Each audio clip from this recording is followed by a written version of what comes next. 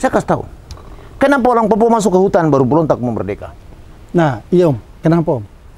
Tapi yang menjadi persoalan kita bicara soal keadilan. Siapa dapat apa? Tuh, Papua punya kekayaan banyak, dia anggaran tidak dapat. Orang Papua ini kasihan. Satu bulan kalau bisa dapat uang 2-3 juta, uangnya banyak dikorupsi oleh pejabat-pejabatnya. Gitu kan? Akhirnya mereka malu sama pejabatnya, dia lari masuk hutan. Karena segala sesuatu yang sifatnya kelayakan teknis, tidak selalu sejalan dengan kelayakan politis. Gitu kan? Iya. Nah, jangan sampai IKN ini punya kajian kelayakan teknis yang bagus, tapi kadangkala ya orang pintar di Indonesia ini menjadi budak daripada orang politik. Yang penting kita happy, kita happy. Selamat sore saudara Indonesia Timur, khususnya teman-teman sahabat Mena Podcast di mana saja berada. Kali ini Mena Podcast kedatangan salah satu tokoh dan narasumber dari ujung timur Papua.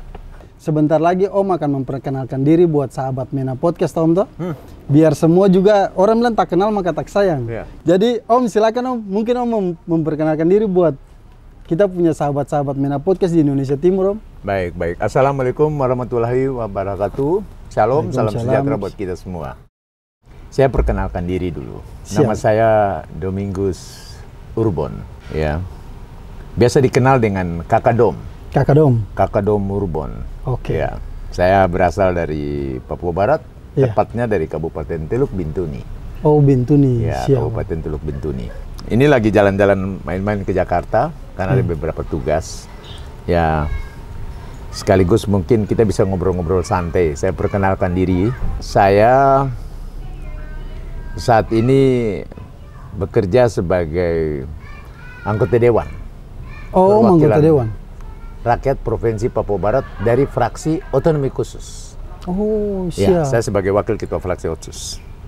Kemudian sebelumnya saya sebagai konsultan. Oh. Ya, karena background saya dari studi di teknik sipil jurusan teknik geodesi. Iya. Alumni Bandung, Institut Teknologi Nasional Bandung. Jadi saya memang hampir 35 tahun bekerja di dunia konsultan. Jadi seluruh Indonesia saya sudah keliling. Saya kerja di ADB, Asian Development Bank, untuk Nusa Tenggara Agricultural Development Project. Saya kerja di OSF untuk membangun hydroelectric power di Sumatera. Ya, kemudian saya kerja di Land Assessment. Kemudian saya bekerja juga untuk pemukiman perencanaan transmigrasi di seluruh Indonesia. Dan lebih banyak juga saya bekerja sebagai perencanaan desain untuk alignment jalan-jalan trans di Papua. Iya. Gitu kan ya? Iya. Saya mau nanya nih Om. Ya. Om sebenarnya nih besar di Papua atau besar di luar nih Om? Itu saya mau nanya itu dulu. Hampir 50-50 lah ya. 50-50, oke. Ya, 50-50 ya. Iya. Saya lahir di Jakarta. Oh, Om lahir di Jakarta? Lahir di Jakarta. Kemudian masa kecil saya di Tidore, Maluku Utara. Dan di Ternate. Sempat di Ambon. Pindah-pindah Om? Pindah-pindah. Berarti Om ikut Bapak? Ikut Bapak. Bapak nih berarti? Bapak ini seorang pejuang. Oke, boleh tahu Bapak nama siapa Om? Bapak saya itu Dick Barnabas Urbon, mantan Koninklijke Mariner Belanda, yang direkrut oleh Soekarno dalam rangka perebutan Irian Barat pada tahun 1948. Ceritanya bagaimana Om? Saya pengen tahu sebenarnya ceritanya bagaimana? Ketika dalam konferensi meja bundar di Belanda, Soekarno itu mengambil tokoh-tokoh orang Papua, ada Suages, Koromat, Karbui, Papare, Letnan Dimara, bapak saya, juga Bisai, banyak lah. Begitu ya. Ada tokoh-tokoh yang lain lagi ya, gitu. Numberi. Kemudian mereka ini sebagai tokoh-tokoh Papua yang dilatih di Kompi Irian di Malang. Oh, gitu. Iya. Nah, di sana bapak saya kenal dengan mama saya dan menikah. Maka dapatlah kami. Jadi mama saya dari Malang juga. Malang, Jawa Timur. Kemudian bapak saya ditempatkan juga di Suasiu Tidore. Tapi sebagai provinsi Irian Barat pertama. Siapa Om? Sebelumnya nih Bapak berarti anggota TNI juga Om? Apa? TNI juga. Bapak TNI. Kompi Irian. Gitu. Oh iya. Boleh Om, lanjut Om. Nah, kemudian Bapak dipakai oleh pemerintah Indonesia dalam rangka perebutan Irian Barat ditempatkan di Tidore, Suasiu. Oh iya. Nah, iya. di sana juga sebagai ibu kota pertama Provinsi Irian Barat. Oh, di sana di Suasiu Tidore. Oh, Maluku iya. Utara. Maluku Utara. Gubernurnya adalah Sultan Zainal Abidin Shah. Waktu itu kami masih kecil-kecil biasa ke rumah gubernur di gunung sana, Sultan Tidore. Iya, iya. Begitu. Jadi kami ini biasa bagian daripada mereka lah ya. Iya. Oke. Nah, kemudian dalam proses perjuangan itu, sesudah perebutan Irian Barat ditarik ke Jakarta. Oke. Nah, bapak saya ini mereka berjuang untuk dapat mes Tanah Abang Koreri. Oh iya. Kebetulan saya KTP situ juga, Om. Ya, Iya. Jadi ada mes Tanah Abang itu dulu disebut mes Koreri. Mes Koreri, Om. Ya, mes Koreri itu ada mes Kepu. Koreri itu bahasa Papua artinya apa? Itu Koreri itu bahasa Biak. Oh, bahasa Biak, Om. Itu tokoh. Oh, Berjuang oke. Koreri. Siap. Gitu ya. Kemudian ada mes Tara Tinggi, mes Kepu, mes Kalibaru. Jadi ada beberapa mes. Orang-orang Papua menempatin di situ. Wah, itu di zamannya masih pergerakan G30 PKI tahun-tahun 65. Iya. 64 itu sudah ada. Nah, orang tua berjuang. Tapi kemudian bapak saya ditempatkan kembali ke Papua dalam rangka mengisi di pemerintahan. Kemudian bapak direkrut menjadi anggota DPR GR. DPR GR. Dewan Perwakilan Rakyat Daerah Gotong Royong tahun 67. Oh, namanya masih itu, Om. Ya masih zaman itulah. Iya. DPR RI waktu itu kan DPR Ampera, Amanat Penderitaan Rakyat. Kita belum lahir soalnya. Belum lahir. Orang tua waktu itu juga belum pacaran kali ya? Iya, kayaknya belum, Om. Belum. Ya, jadi Om ini anak sejarah. Iya, Ya, anak pahlawan juga. Anak pahlawan. Siap, Om. Orang tua meninggal juga dimakamkan di Taman Bahagia Makam Pahlawan di Sorong. Oh, iya. Ya, bapak dan mama. Jadi kami ini bagian daripada perjuangan untuk membangun bangsa dan negara Republik Indonesia, di mana dari Sabang sampai Merauke. Iya. Jadi kita harus punya semangat, punya keyakinan supaya ke depan bagaimana kita mengangkat harkat dan martabat orang asli Papua. Sebagaimana dalam amanat Undang-Undang Otonomi Khusus. Nah, oleh karena itu Om mewakili adat, bukan partai. Duduk di DPR Provinsi Papua Barat. Papua Barat. Dari mekanisme pengangkatan, bukan pemilihan. Oh, dari pengangkatan, Om. Pengangkatan. Kita diangkat dari anak-anak adat. Untuk duduk memperjuangkan amanat Undang-Undang Otonomi Khusus sebagaimana citranya dan tujuannya daripada Undang-Undang Khusus itu mengangkat harkat dan martabat, ya. Juga mengangkat keberpihakan, perlindungan, pemberdayaan orang Papua di dalam pelaksanaan pemerintahan otonomi khusus. Iya. Cuma sayangnya Provinsi Papua itu dan Papua Barat pada umumnya tidak disebutkan pemerintahan otonomi khusus. Iya. Sebagaimana Terus? DKI ya. Iya, betul. Dan Daerah Istimewa Yogyakarta. Daerah Istimewa Yogyakarta, gitu kan? Iya, Daerah khusus ibu kota. betul. Harusnya Papua juga daerah khusus, daerah otonomi khusus. Otonomi khusus. Ya, tapi sayang itu tidak masuk. Mungkin karena dia punya apa itu dalam peraturannya tidak tertuang di sana mungkin ya, nomenklaturnya. Oke, kalau bisa Om lanjut lagi. Jadi bapak saya itu masuk di anggota PPRA, DMP, Dewan Musyawarah PPRA. PPRA itu apa, Om? Boleh tahu? Penentuan Pendapatan Rakyat. Oh, Irian Barat. Irian Barat. Oke. Gitu kan ya. Iya. Untuk menyatakan Papua adalah bagian daripada Indonesia. Gitu kan. Iya, Yang dilakukan melalui PPRA, Penentuan Pendapat Rakyat. Pendapatan rakyat. Begitu. Tahun 69. Gitu. Jadi kalau bapak saya di dalam daftar itu nomor 776 atau 772. Ada tulis Dik Barnabas Surbon. Itu bapak kandung saya. Siap. Gitu. Luar biasa. Jadi bapak saya diangkat, Iya. anggota DPR GL, saya anaknya pun diangkat di DPR Otsus. Oh, Gitu kan. Iya. Mewarisi. Gitu. Mewarisi. Sebagai pejuang. Mewarisi perjuangan Bapak iya. dulu ya. Bapak dulu. Iya. Nah, ini yang perlu kita sampaikan, ya, memperkenalkan diri juga supaya mereka tahu, Betul, Om. gitu kan. Sebenarnya banyak yang nanti kita mau gali dari Om juga. Kayak Om ini kan kita tadi udah tahu garis besar dari Om punya bapak. Sekarang saya pengen tahu ini waktu Om selesai kuliah itu, pekerjaan pertama itu apa, Om, ya? Om jalankan itu?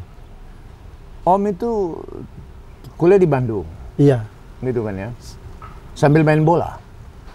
Oh, Om sambil main bola? Ya, Om main di Liga Utama PSSI di Saribumi Raya. Oh. Jadi sambil kuliah main bola, cari duit. Luar biasa. Cari duit. Om di Liga Utama ya? Liga Utama. Begitu. Oh, tahun berapa itu Om kira-kira? Tahun 79, 79 ya? 80, Oh, itu, 81. itu belum lahir juga. Belum lahir ya? Iya. Om sudah jadi pemain bola. Saya lahir 87 itu. Om masih umur 19, 20. Oh. Tapi di Papua Om pemain bola. Iya, iya, iya. Jadi begitu sampai di Jawa, Bandung, lo lihat Om bagus ya? Masuk. Masuk Dari lagi? wilayah. Langsung Om main di Liga Utama. Presisi. Berarti Om cari uang waktu itu dari main bola dulu Iya, tuh? main bola. Sambil kuliah. Sambil kuliah? Ada dulu pemain Sari Bumi Raya itu, teman-teman Om itu termasuk itu. Jajang Nurjaman, Oh. Mehmet Ismet, Atik Supriyadi. Oh, Itu itu nama-nama. top Persib dulu itu. Iya. Loh? Itu pemain bola semua, tapi main di Liga Utama. Ya dulu perserikatan sendiri, Iya. Liga Utamanya namanya Galatama. Oh. Galatama itu Liga Galatama, Liga Utama, Liga Utama. PSSI. Kalau orang Ambon istilah itu di Bandung kan ada Taman Maluku. Iya, iya. Galatama itu gabungan laki-laki Taman Maluku. Oke. Terus dari main bola? Main bola, kemudian Om kuliah. Ya, waktu itu Om jurusan geodesi, jadi sudah bisa ngukur-ngukur. Iya. Jadi kalau ada libur sekolah, kerja di Bekasi.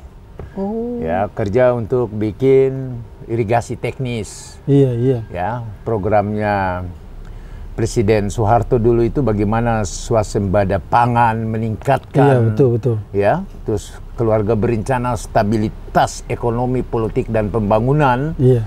Nah, jadi banyak sekali sektor pertanian, transmigrasi, Iya. itu yang diutamakan. Nah, oleh karena itu lapangan terbuka. Om masuk kerja, Oh, masuk. konsultan banyak. Jadi Om kerja di Bekasi, Iya. kemudian kerja di Aceh, kerja di Kalimantan, di Sulawesi. Om juga pekerja keras ya, banyak ya. Wah, kalau kerja bukan pergi ke kota, kita tinggal di hutan, survei, pengukuran, begitu kan? Sampai di Papua. Di Papua itu 84 sampai tahun 90 itu masih zaman, weh rame itu, Arso itu. Oh, Om kerja sampai ke Di sana. sana. Jadi kita bikin transmigrasi di Nabire, di Soro. Iya. Ya, kita bikin transmigrasi di Nabire, di Kalibumi sana kita bikin. Pulang ke Bandung lagi. Iya. Terus masuk lagi di konsultan. Kita bekerja di ADB, ASEAN Development Bank, punya konsultan menanganin proyek NTADP. NTADP itu adalah Nusa Tenggara Agricultural Development Project. Oh, berarti buat yang wisata-wisata semua Ya, itu? termasuk Labuan Bajo. Labuan kita Bajo dulu itu? kerjakan tuh. Oh. Belum terkenal waktu itu. Iya, iya betul Om. Ya, jadi kita kerjakan di Bali, Nusa Tenggara Barat, NTT. Oke. Jadi kalau mau bilang Om keliling semua NTT, Iya, betul. NTB Bali Om keliling. Betul, betul, betul. Om lebih tahu NTT daripada orang NTT. Begitu ya. Karena Om yang ukur semua nih tuh. Ukur semua. Apalagi NTB. NTB. Mulai dari Lombok. Oke. Mulai dari Lombok Barat, Lombok Tengah, Praia sampai Lombok Timur. Ya, Selong, Pringgaraya. Wah, habis semua sudah. Bali ya sudah, nggak usah lah, kita jadi domestik juga turis di situ kan. Berarti akhirnya Om habis kerja itu Om masuk berarti konsultan terus ya? Nah, Om kerja di konsultan 35 tahun. 35 tahun. Ya. Bosan juga ya. Cukup lama tuh, butak. Lama juga Om. Oh, bolak-balik mau coba cari bidang lain kembali lagi konsultan. Mau cari bidang lain konsultan. Aku akhirnya mau pikir-pikir, mungkin memang ini yang Tuhan kasih apa. Iya. Mau cari sektor lain sudah lebih bisa cuma konsultan saja. Tapi kenapa sampai akhirnya tiba-tiba Om balik ke Papua buat rencana di Papua itu Om diangkat jadi apa dulu waktu kembali ke Papua Om itu? ketemu dengan Pak Gubernur Baswebu. Iya. Waktu beliau jadi gubernur diajak Om pulang. Oke. Nah, terus Om membantu beliau tapi di PU. Oh, di PU. Dinas Pekerjaan Umum di provinsi. Iya. Ya, di situ ada kepala dinasnya Pak Adwin, Insinyur Adwin Ahwani. Ya. Cucu daripada Sam Ratulangi. Ya. Manado Padang juga dia. Iya. Orangnya hebat gitu. Kita kerjasama. Kita buat alignment Ring Road Jayapura. Oh. Nah, Ring Road Jayapura itu Om terlibat di situ. Jadi sekarang kalau Jayapura punya jalan bagus tuh ya kita ada di situ. Yes. Kita ini yang terlibat di situ. Oke. Kemudian kita juga, saya dilibatkan juga sebagai tim leader untuk membuat dokumen perencanaan teknis kereta api di Papua dan di Papua Barat. Programnya Jokowi ini kan infrastruktur. Iya, betul, Om. Nah, terlepas daripada pembangunan fisik terhadap infrastruktur sendiri, Iya. tapi paling tidak harus ada dokumen teknis perencanaannya. Nah, dalam rangka itu kita masuk di tim konsultan dalam rangka penyusunan dokumen teknis perencanaan kereta api yang kita mau buat.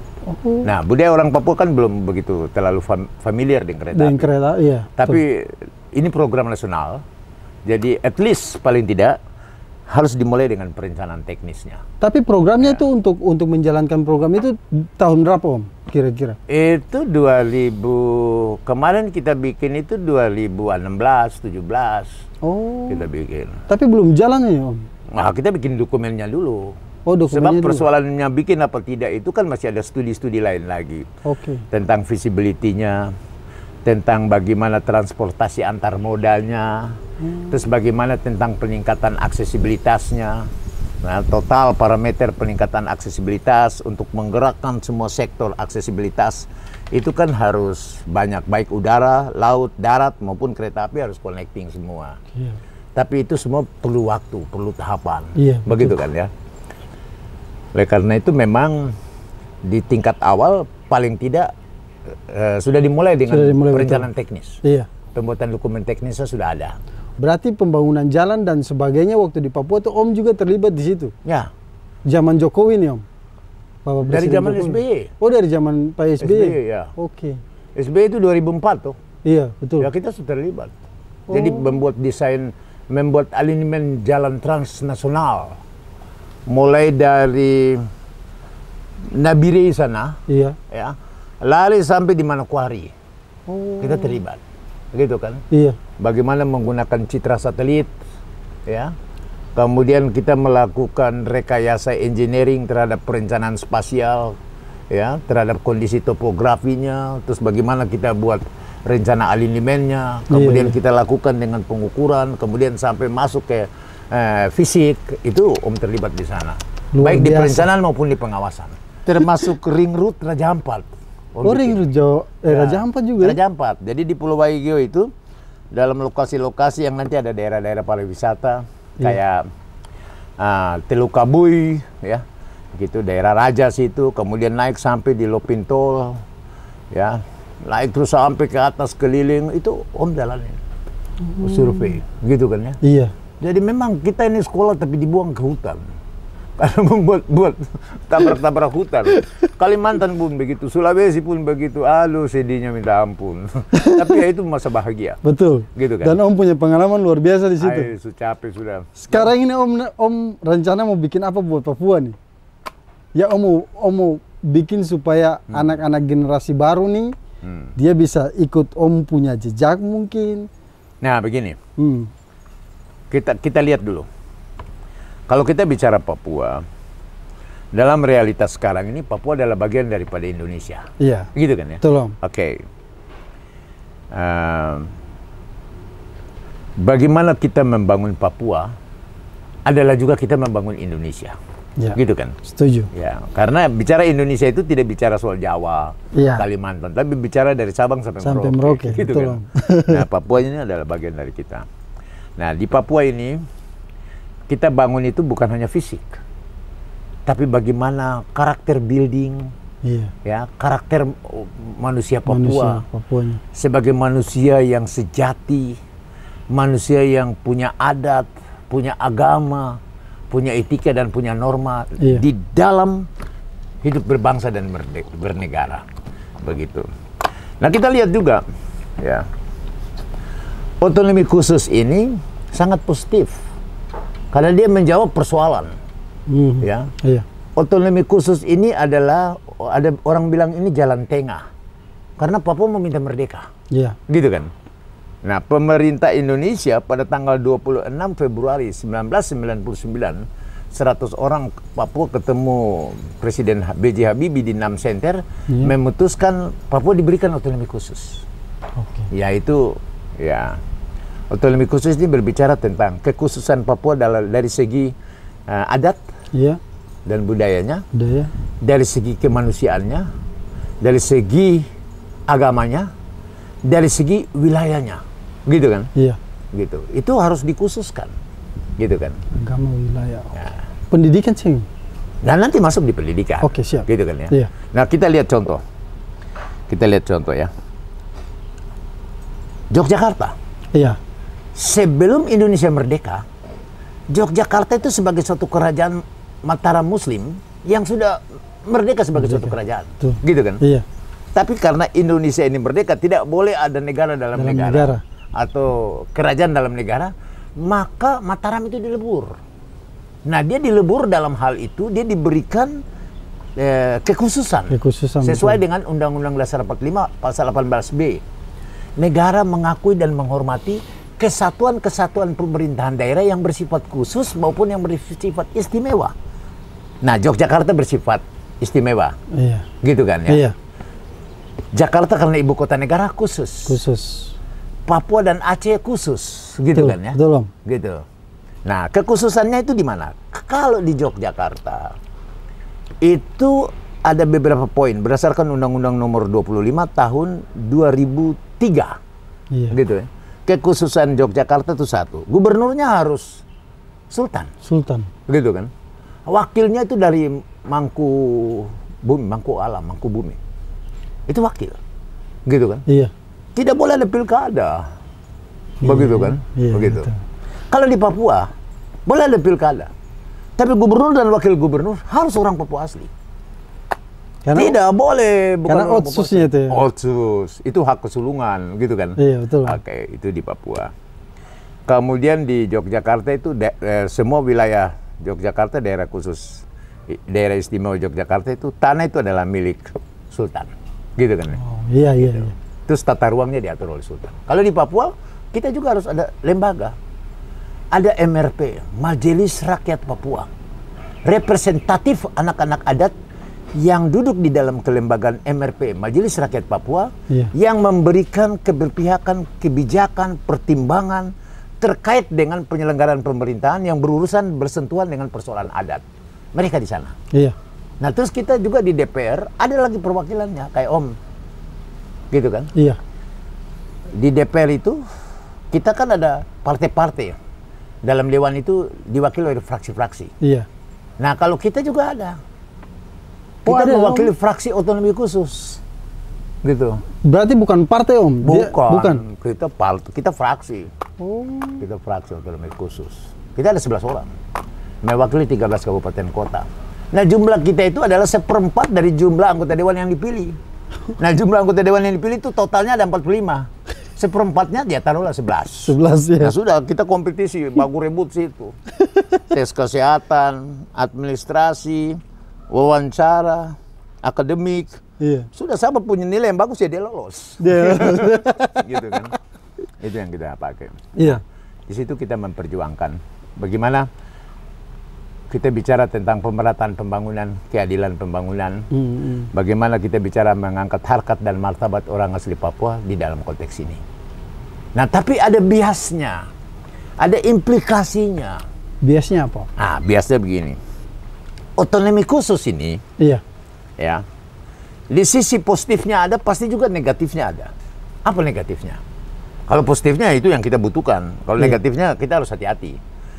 Yang sisi negatifnya itu begini. Otonomi khusus ini membangkitkan euforia primordialisme suku dalam perebutan kekuasaan di eksekutif. Iya, betul. Jadi nanti kalau bupatinya orang ini, semua orang suku ini. Semua orang suku ini. Gubernurnya orang ini, semua orang ini. Nah, kalau kayak begini, betul. Primordialisme itu tidak membangun pluralisme sebagai dasar demokrasi. Saya 2 tahun lebih di Papua Nugini sebagai konselor. Nah, di Papua Nugini tuh, kalau Perdana Menterinya Somali, semua orang Somali. Iya, Mi. Pak SBY naik jadi Perdana Menteri, semua orang Pak SBY. Julius Caesar naik, semua orang Julius Caesar. Jadi memang kita belum mengalami kulturisasi, belum mengalami transformasi sosial. Iya. Begitu ya? Iya. Karena kita harus lihat, Indonesia ini mengacu kepada 4 pilar kebangsaan. 1, kebinekaan. Betul. Dari Sabang sampai Merauke ini suku-suku paling banyak. Suku paling banyak, Om, betul. Toh? Iya. Begitu ada Ambon, Maluku, Jawa, Kalimantan, Dayak, Iya, betul. macam-macam deh. Banyak, Om. Tapi kita komitmen, tuh, dalam kebinekaan tunggal ika. Sekalipun kita berbeda-beda, tapi kita adalah satu bangsa. Betul. Satu tanah air, satu bahasa. Sumpah Pemuda kita tuh sudah kita deklarasi 1928. Itu yang pertama. Yang kedua, landasan filosofis kita atau landasan ideologi kita membangun bangsa itu adalah Pancasila. Pancasila. Sila pertama sampai sila kelima ya semua terima. Iya. Ketuhanan nomor 1, ya, ketuhanan, kemanusiaan, persatuan, Betul. permusyawaratan dan keadilan sosial itu prinsip. Karena Undang-Undang Dasar itu melahir dari situ. Iya. Baru yang ketiga itu adalah NKRI, Negara Kesatuan Republik Indonesia. Indonesia. Itu harga mati. Tapi kalau bicara Undang-Undang Dasar 45 itu dinamis. Itu harus bisa disesuaikan di amandemen. Tapi kalau yang 3 telah boleh, itu harga mati itu. Begitu toh. Kira-kira begitu. Ya, Om. Nah, Om belum jawab tentang soal bagaimana Papua ke depan. Silakan, mungkin kau tanggapin dulu. Om tarik minum sedikit. Tarik, Om. Gitu ya. Ada apa sih? Lanjut. Tadi saya udah dengar banyak, tapi yang saya mau tahu, Om, yang tadi saya pertanyaan kembali lagi. Ya. Om ke Papua itu tujuan Om ke depan untuk bangun Papua itu bagaimana, Om? Oke, begini. Setiap orang ya harus mempunyai cita-cita dalam hidupnya. Iya. Mau jadi orang baik umum. Iya. Tapi apa yang dia harus berikan? Setiap orang harus berarti dalam Betul. hidupnya. Nah, kita lihat. Om ambil dari atas dulu. Iya. Kita ini manusia beragama, Pancasila. Ketuhanan Yang Maha Esa. Betul. Tapi sebagai orang yang beriman, orang percaya. Saya umat Kristen Protestan. Iya. Kalau kita lihat dari Kejadian 1 ayat 26. Baiklah kita menciptakan manusia menurut gambar dan rupa kita. Kata Tuhan. Iya. Jadi kita ini adalah perwujudan daripada gambar Tuhan. Kita ini. Betul. Nah, oleh karena itu, pembangunan itu adalah ungkapan keimanan. Bahwa dari pembangunan itu, manusia menuju dari kebodohannya, dari ketidaksadarannya, untuk meningkatkan pembenahan orientasinya dalam rangka mewujudkan apa yang diamanatkan oleh Tuhan di dalam firman-Nya. Oke. Tercatat di sana kan. Nah, oleh karena itu, pembangunan berbicara tentang 4 hal Iya. secara kualitatif. Yang pertama, pembangunan itu harus memberantas kemiskinan secara absolut. Kalau dulu kau miskin tidak boleh, hasil pembangunan itu harus meningkatkan kau sejahtera. Iya. Kalau kau miskin terus, nanti orang tanya, pembangunan ada atau tidak? Betul. kan? Iya. Pemberantasan kemiskinan secara absolut, itu yang pertama. Yang kedua, pembangunan itu berbicara tentang menciptakan kepastian masa depan yang lebih baik. Kalau di dalam kitab Yeremia bilang apa? Aku punya rancangan damai sejahtera buat kamu untuk masa depan kamu yang lebih baik. Gitu kan? Iya. Gitu. Bukan rancangan kecelakaan. Jadi pembangunan itu adalah ungkapan keimanan. Kita perlu melalui pembangunan menciptakan masa depan kita lebih baik. Kalau hari ini saya tidak baik, saya masih tidak mampu. Kalau boleh dalam 5 tahun, 10 tahun ke depan, saya sudah berdaya, sudah mampu. Betul. Itu ya. Yang ketiga, pembangunan itu berbicara tentang peningkatan kapasitas. Bukan hanya produktivitas, tapi total produktivitas adalah kapasitas.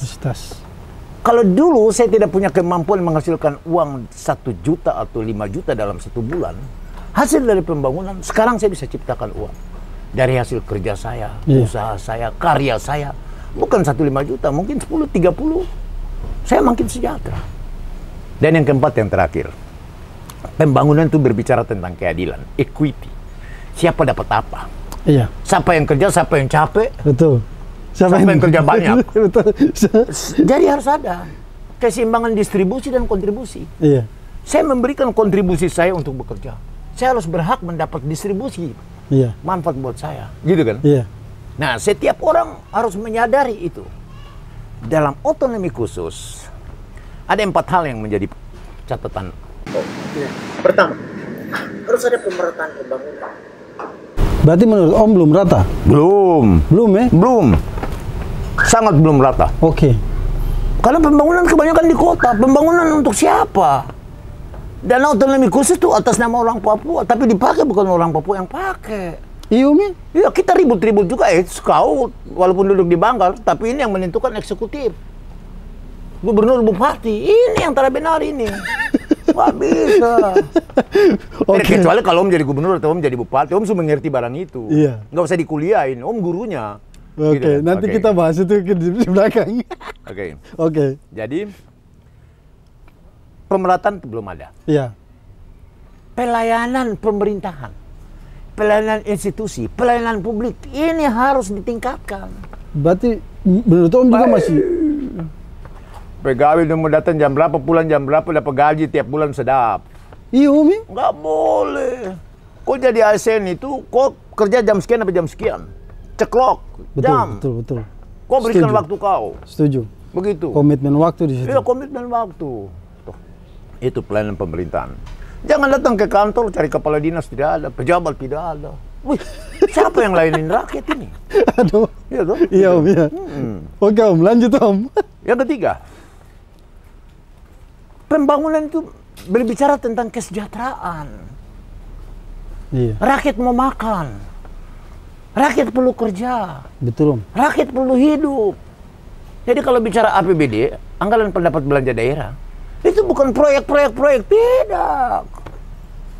Berbicara tentang berapa banyak rakyat mau makan, berapa banyak rakyat mau hidup. Dan untuk itu berapa banyak rakyat harus kerja. Nah, itu kita konversikan dia, kita breakdown dia dalam kegiatan-kegiatan yang sifatnya partisipasi melibatkan banyak orang di dalam kewajiban kerja untuk menghidupi dirinya. Dan terakhir, Siap. saya sudah pemerataan harus dilaksanakan, pelayanan institusi pemerintahan harus ditingkatkan, kesejahteraan harus ditingkatkan, dan yang terakhir adalah pembangunan itu di Papua harus mengangkat harkat dan martabat orang Papua. Gitu kan? Iya. Kalau tidak mengangkat harkat dan martabat orang Papua, ya untuk apa otonomi khusus? Betul. Nanti orang Setuju. Papua minta merdeka lagi. Gitu kan? Betul. Sedangkan otonomi khusus ini adalah solusi supaya orang Papua merdeka. Iya. Gitu dong. Tapi solusi itu yang disalahgunakan beberapa oknum mungkin Om ya? Nah, itu implikasi negatifnya. Iya. Banyak pejabat publik belum punya kesadaran moral untuk melaksanakan amanat keimanan Iya. bahwa saya pejabat publik itu di Papua itu merangkap 3 jabatan. 1, abdi negara. 2, abdi adat. Tidak ada, abdi Tuhan. Kalau kita punya filosofis, 1 tungku 3 batu. Adat dulu, agama dulu, baru pemerintah. Oh iya, arti dari 1 tungku 3 3 batu itu Om ya? Tapi banyak orang tidak mengerti. Adat, Adat agama, dulu, iya. baru agama masuk, baru terakhir pemerintah. pemerintah. Orang Papua itu lahir dengan adat. Adat itu undang-undang, aturan yang diberikan oleh Tuhan melalui hikmat dan pikiran orang Papua. Gitu. Orang Papua itu orang sopan, orang baik-baik. Setuju. Tapi kalau bikin tak salah dia, tabakar angus. Dia bilang malas tahu. Begitu. Setuju. Nah, oleh karena itu, ini satu himbauan. Setiap pejabat pemerintah atau pejabat publik, Iya. ingat baik-baik. Anda adalah abdi negara, abdi masyarakat adat, dan abdi Tuhan. 3 ini Anda bawa. Jangan Anda cuma bicara tentang abdi negara. Ini Anda malas tahu, moral hancur. Nggak boleh. Nggak boleh. Luar biasa guys. Kira-kira begitu. Nah, apa yang kau mau tanya lagi? Sebenarnya saya mau tanya nih, yang tadi berarti Om selama ini yang sebelum-sebelumnya menjabat Om lihat berarti belum ada perubahan sama sekali dari dia punya yang tadi pelayanan, dari dia punya. Tadi saya bicara tentang pembangunan adalah ungkapan keimanan. Iya. Secara kualitatif berbicara tentang 4 hal tadi. Iya, Tapi kalau kita mengambil dari pendekatan dimensional, iya, pembangunan itu diartikan sebagai suatu cakupan secara dimensional, baik dimensi ekonomi, Iya. dimensi sosial budaya, dimensi fisik, maupun dalam karakter society engineering, Iya. ada satu perubahan dimensional yang menuju kepada pembangunan yang disebut dengan masyarakat yang baik itu apa? Gitu kan? Iya. Masyarakat yang baik adalah masyarakat yang hidup dilindungi oleh undang-undang, oleh hukum, yang mempertahankan setiap manusia mempunyai hak dan kewajiban hidup dalam sosialisasi bersama. Jadi harus ada kesadaran itu.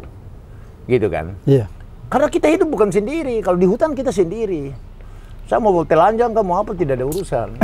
Betul Om, setuju. Kalau dalam kehidupan bersosialisasi nggak boleh.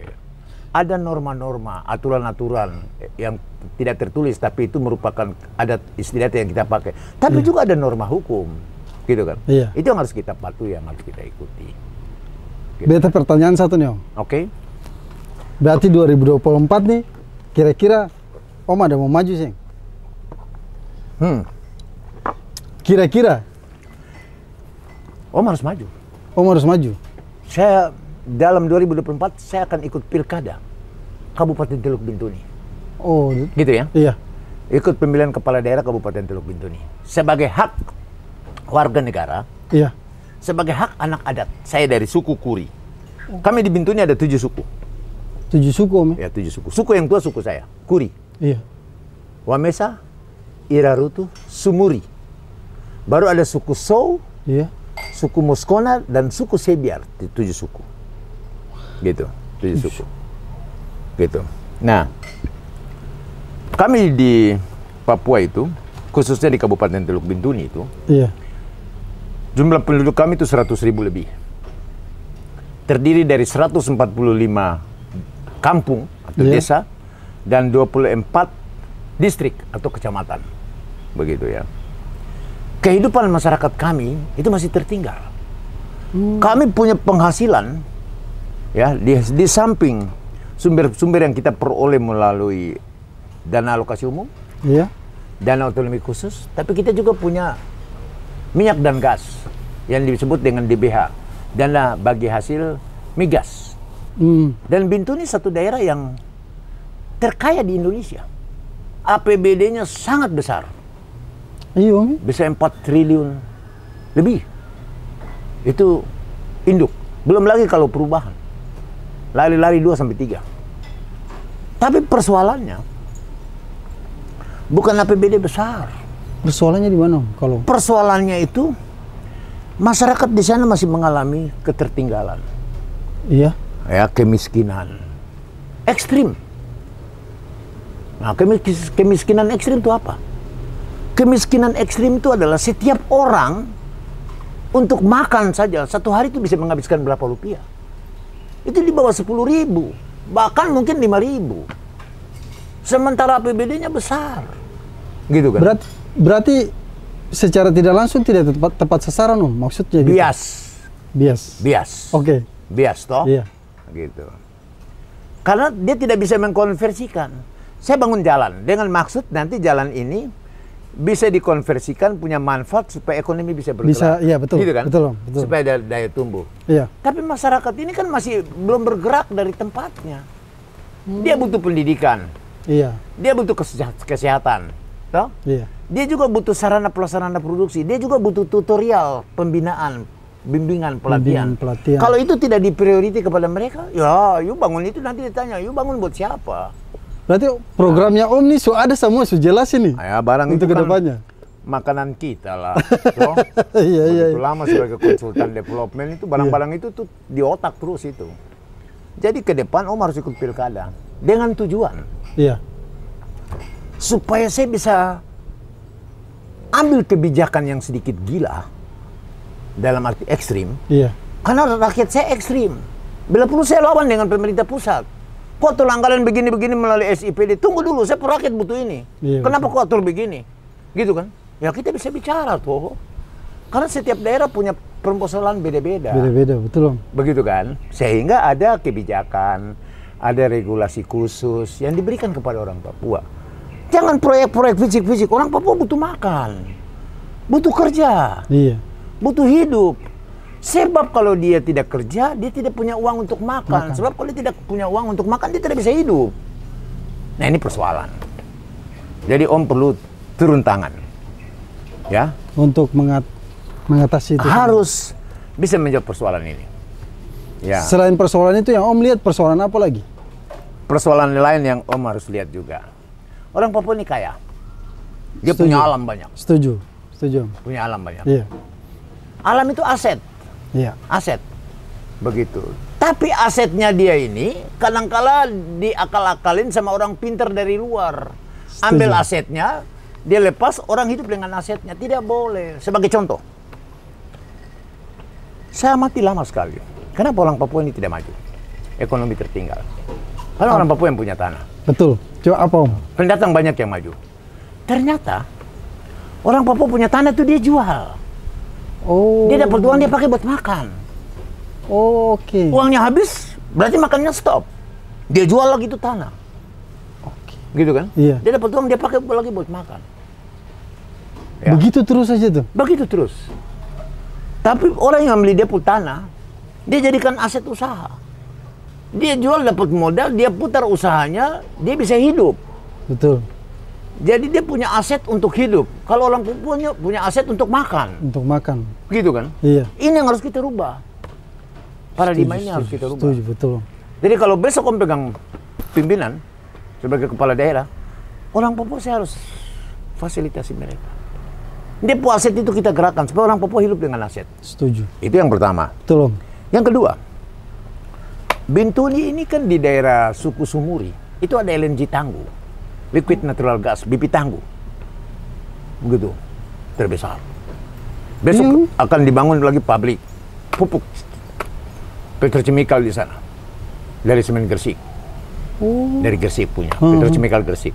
Kemudian akan dibangun lagi pabrik metanol. Tanah-tanah yang ada di sana itu diambil. Orang Papua dibayar uangnya. Sebetulnya itu bukan cara.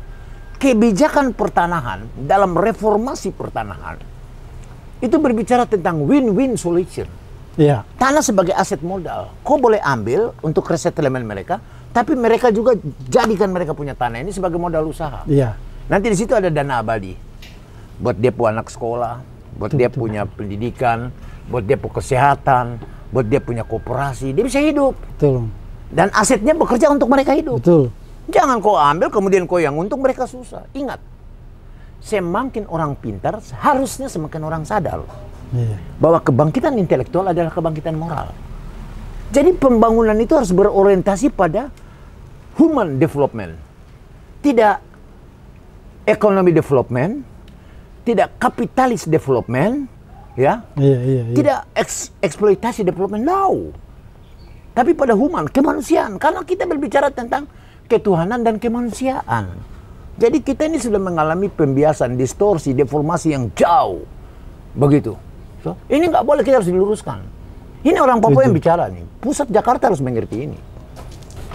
Om, tapi kita ngobrol-ngobrol dari tadi ini, Om ini seniman juga atau bagaimana, Om? Karena kemarin saya dengar Om juga lagi penggarapan produksi album dan sebagainya. Ya.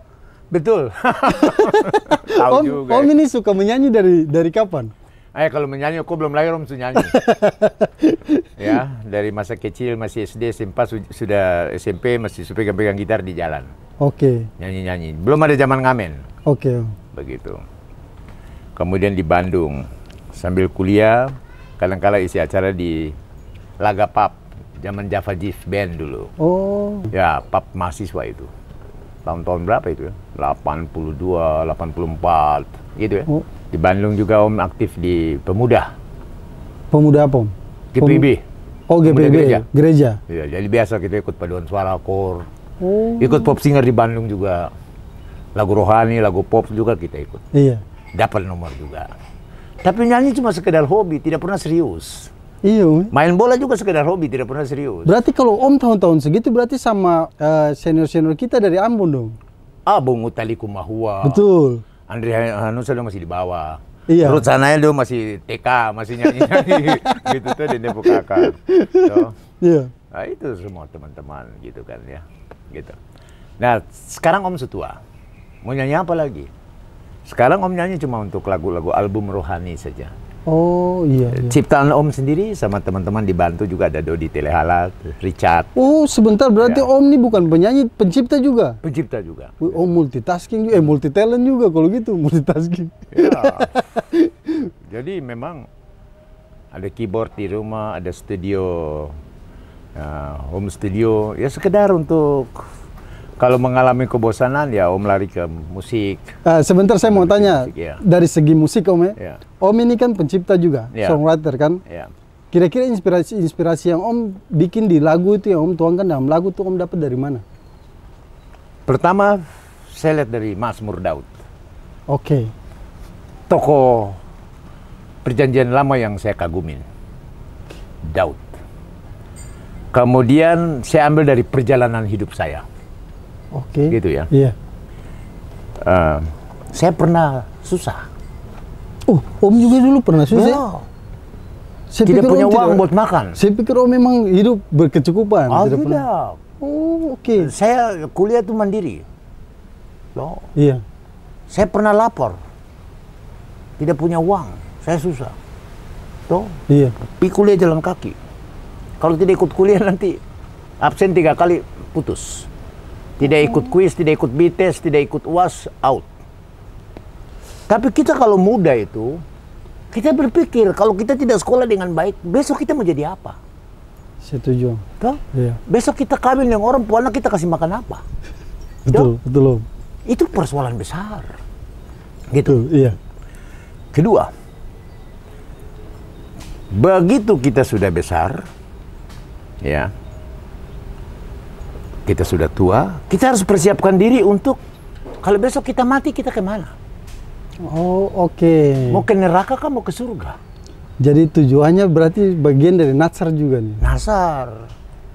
Jadi Om bernyanyi itu satu, untuk pelayanan dan kesaksian, dan Nasar. Iya. Gitu ya. Iya. Yang kedua, Om bernyanyi itu, ya, untuk mengangkat Om sebagai orang Papua. Gitu kan? Iya. Bahwa kita orang Papua juga berikan kontribusi untuk lagu-lagu rohani tingkat nasional. Setuju. Jangan cuma Ambon saja, Batak saja, Manado saja. Setuju. Kita main di kelas-kelas lokal, tidak boleh. Iya, betul. Indonesia ini semua sama-sama punya kok. Betul. Gitu kan? Iya. Kita coba maju. Yang ketiga, menyanyi ini juga sebagai satu saluran hobi, bakat. Supaya awet muda. Oh, iya, iya. Om sekarang iya. sudah 65 tahun. Wush, luar biasa. Yang kok kira Om masih 50 atau 40? Iya, kelihatan kayak 40 tuh. Gila, Om setua. Gitu. Okay. Jadi Om sekarang lebih khusus menyanyi itu sebagai pelayanan kesaksian. Begitu. So. Thank you. Nah, oleh karena itu Om ada bikin album. Iya. Ya. Saya melibatkan Bung Frankie Pangkerego. Oke, itu salah satu legend di musik rohani juga. Ya. Bung Jimmy Tirtasole juga pernah terlibat. Legend juga. Cucu Ripet bagian tiup. Legend juga Om. Henry Lamiri biola. Itu legend juga. Itu dia. Legend-legend kumpul dengan old crack semua nih, tua-tua kumpul. Oh, berarti di balik layar semua nih Om ya? Orang-orang di balik layar. Karena begini, dunia musik sekarang itu dikuasai anak muda. Iya, betul. Yang tua-tua ini seperti tidak punya ruang lagi. Betul, setuju. Oh, siapa yang mewakili tua-tua? Setuju. Ya kalau boleh kita bangkitkan lagi semangat yang tua-tua untuk bernyanyi. Oke, gitu kan? betul Om. Gitu. Namanya orang hidup kalau masih sehat. Hidup ini bukan milik anak muda, milik orang tua juga. Berarti memang tujuan Om buat mengangkat salah satu lagu rohani yang memang terbit dari Papua juga tuh. Harus mewakili orang Papua. Iya. Dari suku saya Kuri. Suku Kuri. Suku Kuri itu suku yang sangat keramat di tanah Papua, suku yang tua. Oh. Dalam mitologi Papua itu tentang Kuri Pasai. Maka ada Pasai di Aceh. Oh, ada di Aceh Kuri. juga? Ada marga Latu Papua yang datang dari Papua. Oh. Begitu.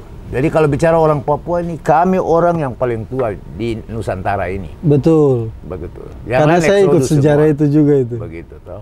Oke. Jadi kita bernyanyi ini sebagai suatu wahana media. Iya. Untuk bisa membangun networking jaringan kita lebih luas. Setuju. Kalau di kerja cuma itu saja. Iya, seputaran itu aja. Di politik itu saja. Iya. Tapi kalau dunia nyanyi, orang yang terkenal jadi kenal. Kita bisa membawa ke semua. Bisa kalau di membawa. dunia Dan seni menyanyi ini. itu menurut ahlinya, itu bisa membuat orang awet muda, terhindar dari serangan jantung. Om ini 12 jantung tak tutup, ring. Tapi orang bilang operasi pasang ring, tidak usah. Padahal itu suara tidak boleh rokok, tidak boleh. Sudah, rokok itu juga tak boleh, tidak baik buat kesehatan. Begitu. Istri dan anak biasa marah-marah itu. Tapi tong rokok terus ini. Itu lagi, kadang-kadang memang daging ini lemah. Semangat tinggi tapi daging itu lemah. Orang seniman begini nih, tidak bisa diatur. Itu lagi, memang pusing. Jadi Om kumpul ini. Iya. Legend-legend yang tua-tua ini. Begitu kan ya. Supaya kalau boleh kita berkarya. Mari yang tua yang berkarya. Bukan hanya yang muda yang berkarya. Betul. Begitu kan. Tapi gak usah malu lah. Kita memang sudah tua, mau ngapain lagi? Iya. Toh? Kan tujuannya satu, yang penting kita Iya. puji Tuhan. Toh. Puji Tuhan. Betul. Karena Tuhan bertahta di atas puji-pujian. Ya, setuju. Kau diberikan talenta 3, kau bisa jadi 6. Kau diberikan 2, kau bisa jadi 4. 1, jangan dikubur. Om berpikir dulu begini. Tuhan kasih saya talenta buat bernyanyi. Tapi besok kalau saya mati, terus Tuhan tanya sama saya, Domingus, saya kasih kau talenta buat bernyanyi, tapi saya tidak pernah lihat kau nyanyi buat saya di gereja. Kau cuma nyanyi di kafe. Mumpung saya lagi hidup ini. Saya bilang, oh iya betul. Sudah, sejak itu -1 modal. Iya. Setiap gereja di mana main colok nyanyi, tak peduli, malas tahu. Iya. Toh? Iya. Kita sutua mau cari apa? Cari pujian.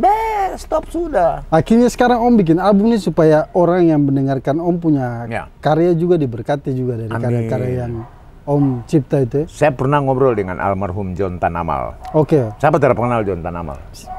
Dia bilang buat saya, Onggo, kenapa Ale tera rekaman? Sama dia utali kumahua. Iya. Kenapa kau terrekaman? Kita sama-sama paduan suara baru. Bung. Oh, sama-sama paduan suara? Satu paduan suara di Bandung. Uta masih koboi-koboi.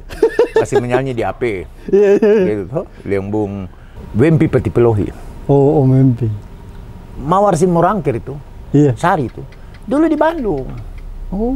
Tuh sama-sama. Cuma dia tidak pernah menyanyi lagu dunia. Sampai hari ini dia menyanyi lagu gereja terus. Tuh salut memang tuh. Memang. Mawar tuh salut sama dia itu sudah. Komitmen kayaknya. Komitmen tuh. Jadi kalau bilang Mawar, kok sekarang tuh top. Puji Tuhan. Tapi kalau ingat dulu tuh sama-sama di Bandung. Gitu, Bung. Oke. Jadi nyanyi ini hobi, Bung. Iya. Ya, untuk menyalurkan hobi, bakat, pujian bagi Tuhan. Tapi ini Om sekedar memang menyanyi untuk ini, atau Om rencana bikin label musik mungkin label musik dari Papua atau apa tidak?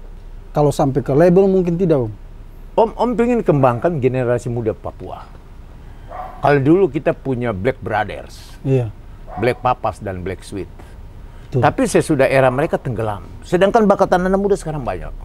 Tapi tidak ada pemimpin yang punya jiwa kayak seperti siapa itu Andi A.M. Seba. Dia kumpulkan orang-orang pemusik dari Jayapura, Yohi Pati Pelohi. Ya. Iya. Dia kumpulkan dari Manokwari, Steffi Mambor, Ben Betai dorang. Iya. So, dia kumpulkan dari Sorong, David Rumagesang dorang, Andi MS dorang. Akhirnya jadi satu grup Black Brothers. Dan lu booming 76 sampai betul. dorang top. Nah, oleh karena itu kita butuh sekarang tokoh-tokoh yang bisa mengangkat kembali ya potensi budaya orang Papua di dunia musik dan dunia nyanyi. Gitu kan ya? Iya. Nah, Om pengen punya cita-cita cari anak-anak Papua yang punya bakat-bakat bagus. Kita lihat Vicky Salamor, anak-anak muda. Iya, betul. Justin Alvin, anak-anak Iya, muda. betul. Mereka punya kemampuan kreatif. Nah, kalau anak-anak Papua juga banyak yang hebat-hebat. Banyak, Om. Sekarang malah trending nasional tuh banyak. Banyak mereka. Penyanyi-penyanyi indie dari Papua juga banyak. Cuma mereka kalau boleh kita angkat ke tingkat nasional lah. Begitu kan? Iya, betul. Jangan cuma sampai di tingkat daerah saja. Supaya Papua punya warna itu juga sebagai suatu warna musik nasional. Iya. Ya, kita lihat itu. Penyanyi-penyanyi Papua yang berhasil di Indonesian Idol juga banyak. Noela. Noela mereka gitu ya. Iya. Tapi itu kita harus dorong, kita harus kembangkan lagi. Ambon ini kan kota musik. Iya. Orang Ambon tuh lahir dengan musik. Setuju. Ya, orang Ambon lahir dengan musik. Dan Ambon punya warna musik Ambon itu mewarnai menjadi bagian daripada musik nasional. Gitu kan ya? Iya. Gitu. Tapi kita harus memperkaya musik nasional kita tidak hanya pada tataran nasional. Bagaimana kita go internasional? Gitu kan ya? Iya. Begitu. Nah, itu yang kita harapkan. Oleh karena itu, kalau kita bicara Ambon sebagai kota musik atau Indonesia Timur dengan warna musik nasional, ya selama ini Indonesia Timur ini ketinggalan. Setuju. Ya. Disparitas, kesenjangan infrastruktur skala menengah besar itu tidak ada di Indonesia Timur. Iya, itu Semua setuju. terlalu berpusat di Jawa. Betul, Om. Begitu kan? Iya. Ini juga tidak adil. Kalau kita bicara nasionalisme itu bukan hanya Jawa. Ya, bukan hanya Barat, bukan hanya Tengah. Tolong perhatikan juga Timur. Betul. Begitu kan? Jangan orang Timur ini datang cari nasib ke Jawa saja. Habis itu semua diam sudah tuh. Sudah sampai di Jawa sudah diam. Kalau tidak dapat kerja ya sudah. Kerja apa saya kawal-kawal. Soalnya tuh di Ambon juga rasa begitu tuh. Rasa toh. Rasa. Nggak bisa. Betul. Kita bangun Indonesia ini bukan hanya dari satu sisi saja. Betul. Secara spasial dinamis, kita bicara tentang Indonesia itu utuh dalam konteks dari Sabang sampai Merauke. Iya. Nah, oleh karena itu, kita bicara politik ini. Ini masuk politik lagi. Masuk politik ini. Oke, Om. Ini kan tahun politik besok ini 14 Februari ini kan ada pemilihan presiden, wakil presiden dan pemilihan legislatif. Iya. Ya, ini mungkin pada kesempatan ini juga buat pemimpin kita ini orang bawah, orang tidak dengar. Iya. Tapi ingat, membangun Indonesia itu bukan berbicara tentang jumlah banyak penduduk yang ada di bagian barat. Begitu. Tapi juga berbicara tentang keseimbangan spasial, ruang nasional. Iya. Gitu kan? Kalau kita hanya bertumpu daripada jumlah manusia, ya kita kalah dong. Toh, Iya, Indonesia betul, Om. Timur kok Indonesia berapa Timur cuma provinsi berapa? kok belum cukup dibuat Jawa. Betul. Tapi memang kita ini bicara Indonesia ini dari segi jumlah penduduk atau bicara dari keruangan. Betul. Toh? NKRI. Kita bicara dari keadilan itu apanya? Iya. Ya keadilan terhadap wilayah. Orang Papua itu cuma sedikit. Tapi luas wilayah Papua itu 20% daripada luas wilayah NKRI. Kok bisa bayangkan ini dia punya kekayaan sumber Kekayaan daya alam, betul. Tapi manusianya sedikit. Harus ada juga kebijakan yang bersifat khusus. Orang Papua memberikan kontribusi terhadap wilayahnya yang begitu luas. Maka dari sisi anggaran pembangunan Papua bukan hanya otonomi khusus. Tapi anggaran kebijakan wilayah juga harus ada. Iya. Ya, jadi bagaimana memberikan anggaran kebijakan finansial fiskal yang berlatar belakang dari persoalan spasial dinamis, gitu kan? Iya. Begitu. Itu juga harus diberikan, begitu toh. Nah, supaya Indonesia Timur juga bisa dapat.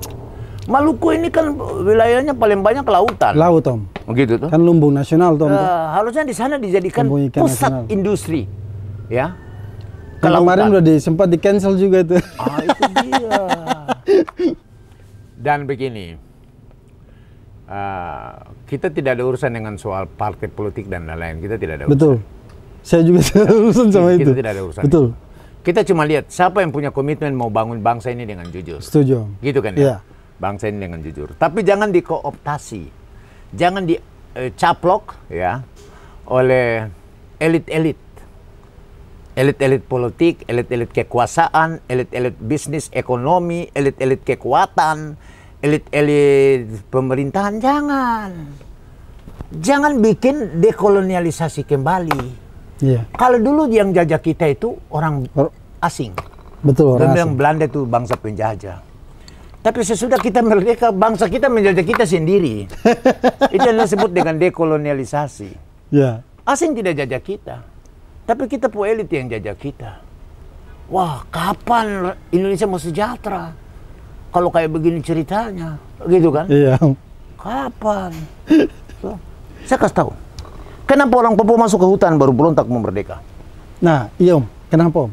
Saya Kalau pengen orang tahu. bicara tentang ideologi orang Papua, dalam era globalisasi dunia saat ini, perbedaan-perbedaan ras dan segala macam itu sudah tidak terlalu muncul. Karena manusia sekarang menuju pada manusia yang global. Kau mau hitam, coklat, kuning, no problem. Iya. Bagaimana kita hidup dalam satu masyarakat human yang global. Tapi yang menjadi persoalan kita bicara soal keadilan. Siapa dapat apa? Tuh, Papua punya kekayaan banyak, dia anggaran tidak dapat. Orang Papua ini kasihan. Satu hari kalau, satu bulan kalau bisa dapat uang 2-3 juta, uangnya banyak dikorupsi oleh pejabat-pejabatnya. Gitu kan? Akhirnya mereka malu sama pejabatnya, dia lari masuk hutan. Besok kalau gagal lagi, Otus kedua, orang Papua minta merdeka. Ujung-ujungnya kembali minta kepada negara. Bukan minta sama bupati, gubernur, tidak. Negara tanggung jawab. Oleh karena itu, dalam rangka pembenahan, orientasi pemerintahan yang baik, pembangunan yang baik, kehidupan Pancasila yang baik, sosial yang baik, ya, maka perlu menata kembali kebijakan-kebijakan yang sifatnya tidak hanya didominasi oleh produktivitas ekonomi dan pertumbuhan, tapi kemanusiaan kita harus evaluasi lagi, kita harus benahi lagi. Sesudah dari Orde Lama ke Orde Baru, kemudian Orde Reformasi, kita sudah jalan hampir berapa puluh tahun ini.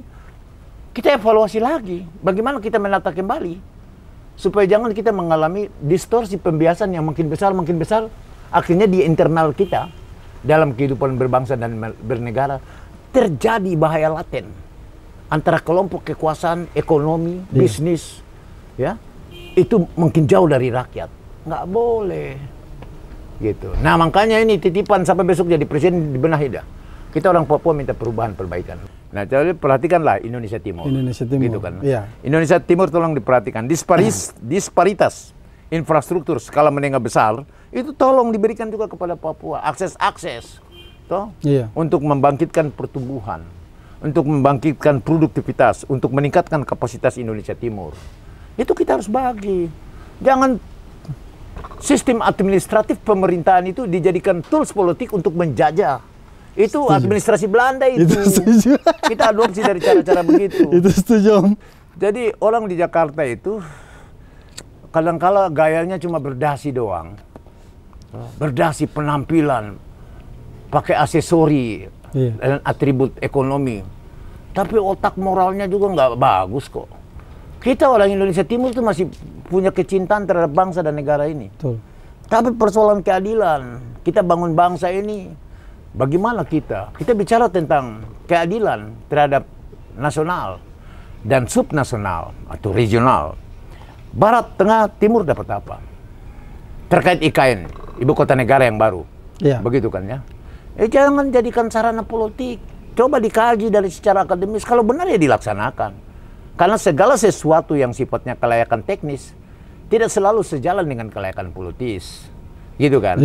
Nah, jangan sampai IKN ini punya kajian kelayakan teknis yang bagus, tapi kadangkala ya orang pinter di Indonesia ini menjadi budak daripada orang politik. Jangan sampai kayak begitu.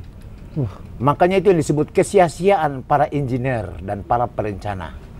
Mereka hanya jadi budak daripada orang politik. Karena segala sesuatu keputusan soal pembangunan bersifat politik, bukan bersifat teknis. Nah ini yang kacau.